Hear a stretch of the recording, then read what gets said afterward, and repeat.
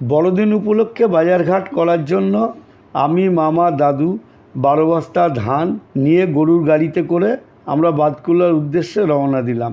বাদকুল্লায় পৌঁছাতে পৌঁছাতে আমাদের 12টা, 12:30 বেজে গেল। এবার একটা বস্তা মামা ধান নামিয়ে খুলে রেখে দিল মুখটা। সবাই আসছে আর জিজ্ঞাসা করছে মামা যে কত দাম দেবে, এই সেই বিভিন্ন আলোচনা চলছে। কেউ বলছে তোমাদের ধান নরম আছে, কেউ বলছে চিটে বেশি, কেউ বলছে এই ধানে আমাদের চাল যা করব পোষাবে না।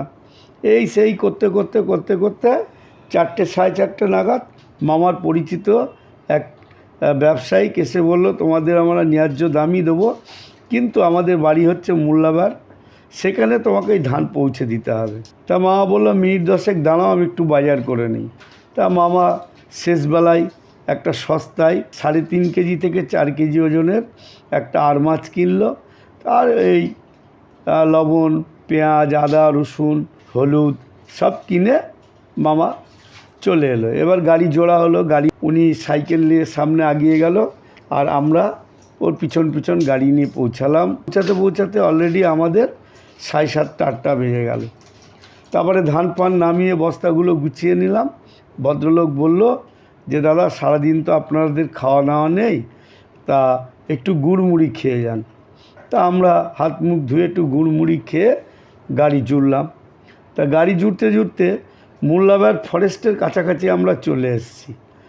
এমন সময় হঠাৎ আগুনের মতো জ্বলে উঠলো রাস্তার কাছাকাছি। মামাকে বললাম, মামা ওটা কি? আর দাদু ঘুমাচ্ছিল, দাদুকে তাড়াহুড়ো করে ডেকে দেখালাম। দাদু বলছে, এলো, সাবধানে চল, ওরা কিন্তু রাস্তা ভুল করিয়ে দেবে।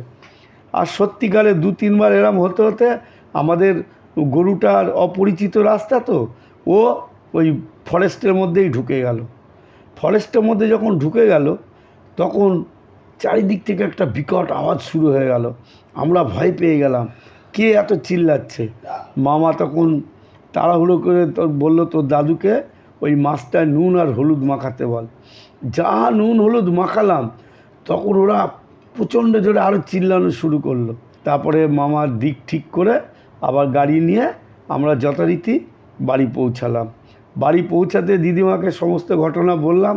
দিদিমা তখন উনুন জেলে দিল, কাঠের উনুনে। আমরা গিয়ে হাত পা সেঁকে তারপরে ওই মাছটাকেও সেঁকে নিয়ে আমরা ঘরে ঢুকলাম। ঢোকার পর দিদিমার একটু সন্দেহ হলো। দিদিমা হারিকেন দিয়ে ভালো করে দেখলো এক গোছা চুল আমাদের গাড়ির চাকায় জড়িয়ে আছে। আমরা দেখে খুব ভয় পেয়ে গেলাম।